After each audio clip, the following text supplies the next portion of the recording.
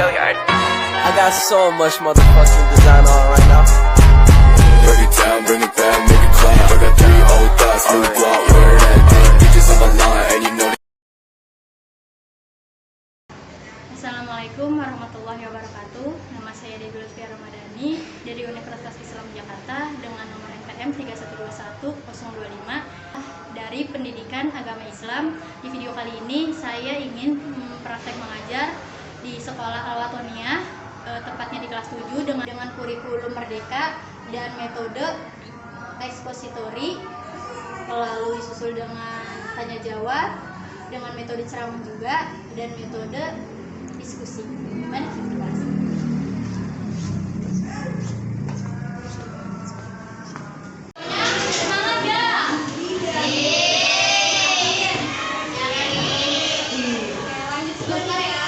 Assalamualaikum warahmatullahi wabarakatuh. Waalaikumsalam warahmatullahi wabarakatuh. Di sini Kak Debbie akan membahas tentang bab 8, berempati itu mudah, menghormati itu mudah. Kalian tahu gak sih definisi empati itu apa? Ada yang mau tunjuk tangan?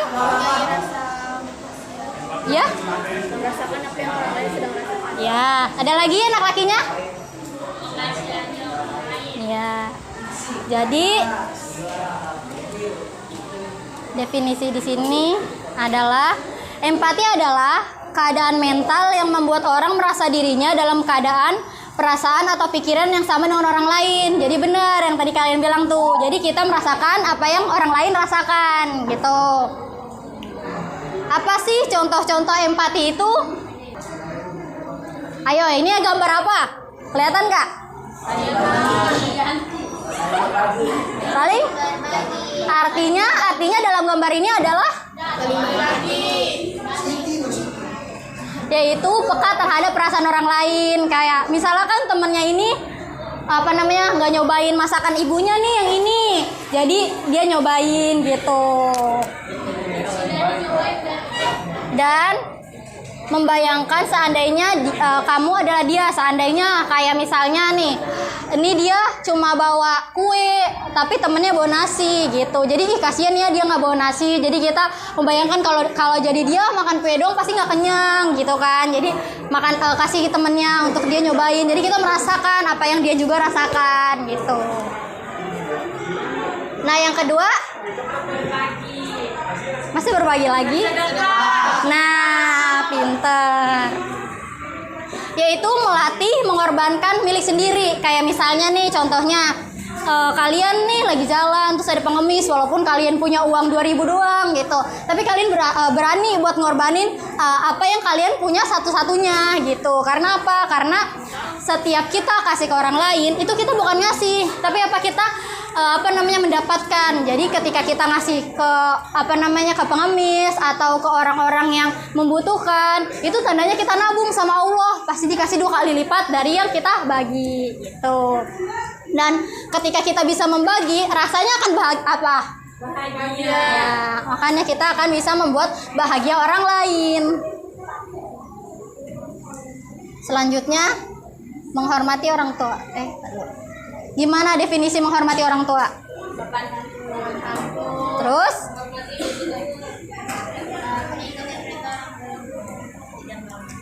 Di sini itu menghormati orang tua kita, yaitu jasa orang tua itu kan begitu besar kepada kita semua, ya kan? Karena itu sebagai anak kita wajib hukumnya untuk taat kepada orang tua, baik kepada orang tua. Karena Allah Subhanahu wa taala telah memerintahkan kepada kita bahwasannya kita harus berbuat baik kepada orang tua sebagaimana yang telah ditetapkan oleh Al-Qur'an surat Al-Baqarah. Bagaimana sih cara menghormati orang tua? Ya?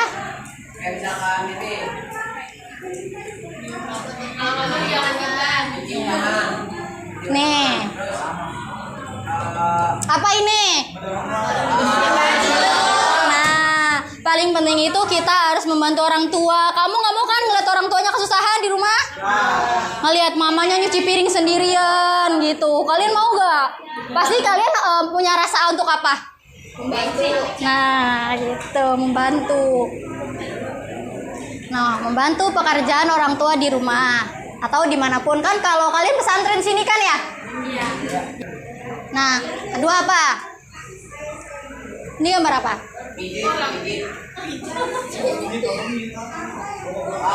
Apa bacaannya? Kelihatan Kak? Nah, ya mengikuti nasihatnya. Ini tuh gambarnya bapaknya lagi nasihatin anaknya, bukan mijit. Gitu. Jadi kalian harus mengikuti perintah orang tua. Kan orang tua sering nasehatin ya. Kadang kan kita, panas banget nih orang tua marah-marah mulu. Orang tua tuh bukan marah-marah sayangku. Dia tuh menceramahin kita, ngasih tahu kita, nasehatin kita. Karena kenapa? Kalau kita nggak nasehatin, nanti kita pasti ngerasanya kayak ini orang tua kok cuek-cuek aja sih, nggak nggak ngabarin sih atau nggak kasih tahu apa-apa gitu, nggak pernah nasehatin. Pasti kalian sedih kan?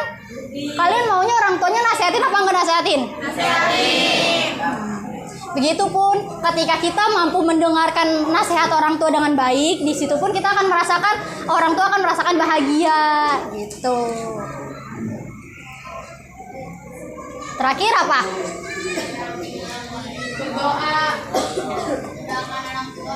Mendoakan orang tua ya apabila sudah wafat. Nih kan kalau misalnya orang tuanya masih pada ada kan, kita bisa berbakti kan. Kayak tadi tuh contohnya beres-beres rumah, bantuin orang tua, dengerin nasihat. Cuma kan kalau orang tuanya udah beda alam, apa yang harus kita lakukan? Ya, mendoakan yang sudah wafat. Selalu mendoakan, karena ketika kita bisa mendoakan orang tua, maka orang tua akan merasa bahagia di alam sana. Nah, yang terakhir itu menghormati guru. Jasa guru tuh tak kalah besarnya dengan jasa orang tua. Nah, kan kalian pesantren nih kan? Kalian pesantren, jadi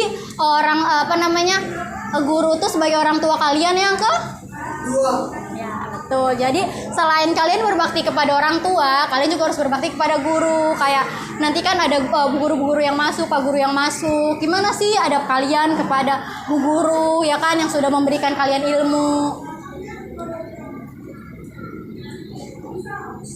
Apa ini gambarnya? Maksud dari gambar tersebut apa? Belajar. Terus? Belajar terus? Kerja kelompok terus? Hah?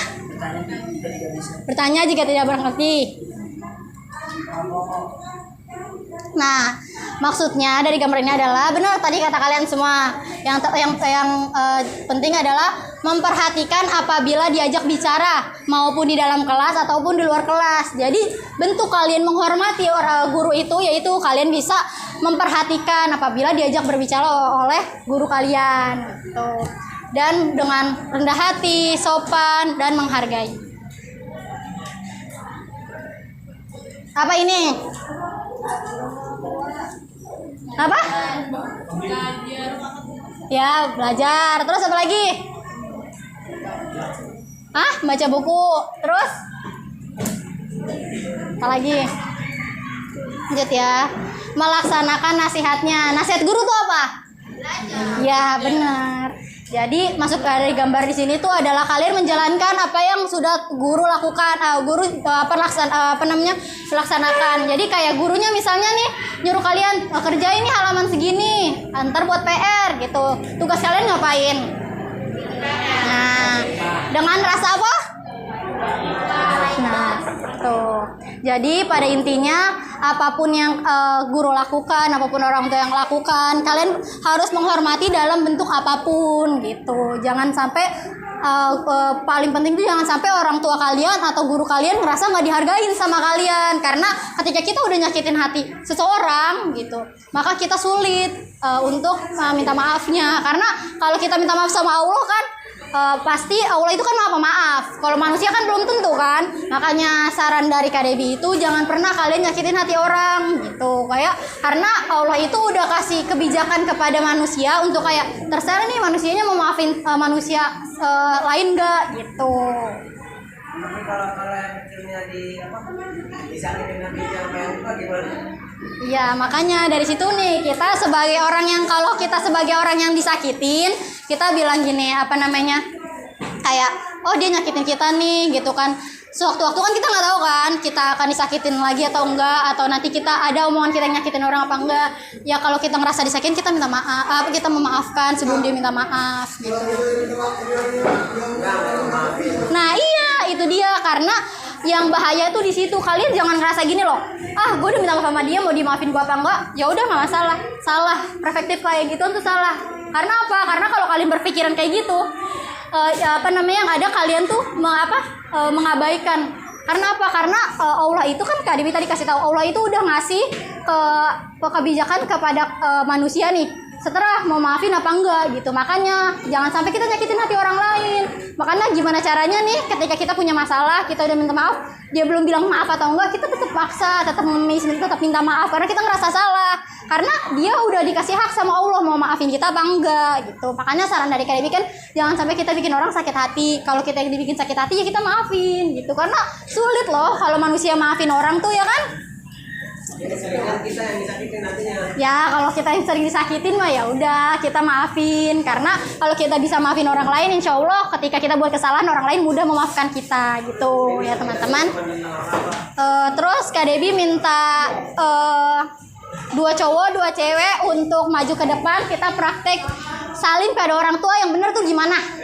Tuh, ayo siapa yang mau maju? Ayo. Nggak apa-apa berempat juga. Kalian mau maju berempat, ayo maju. Cowok mau maju gak? Kok nggak maju sih? Majulah. Maju. Nih, praktek salam yang baik kepada orang tua itu yaitu mencium tangan dan kena jidatnya. Gimana? Coba praktek. Ke teman aja. Gimana? Nah, gantian dia. Nah, ngerti kan? Yang ini yang cowok, yang benar. Kamu coba. Nah, gitu. Ya begitu kalian semua sekarang ngerti ya. Mulai sekarang kalau salim harus kayak gitu. Karena kalau kayak gitu sopan, oke? Nah, yang kedua itu praktek gimana ketika ketemu orang tua. Misalnya nih, dia berdua orang tua, kalian lewat gimana? Harusnya lewatnya. Gini. Nih dia dulu. Buruan, kayak gimana contohnya? Kesono kalian berdua ke sono.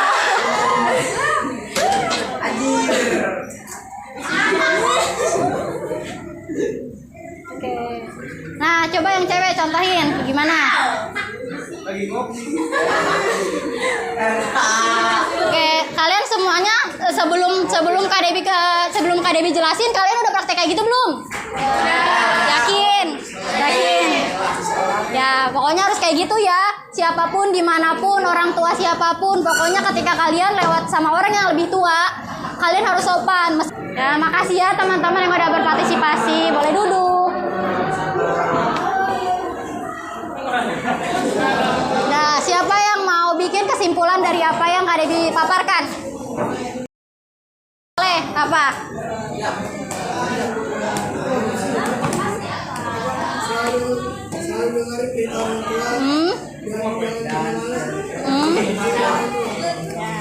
Yang cowok, yang cewek, apa? Ya, bentar.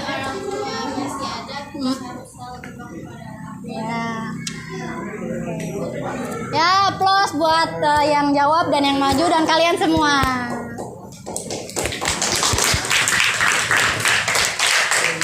Sebelum Kak Dewi akhiri, masih ada yang ingin bertanya?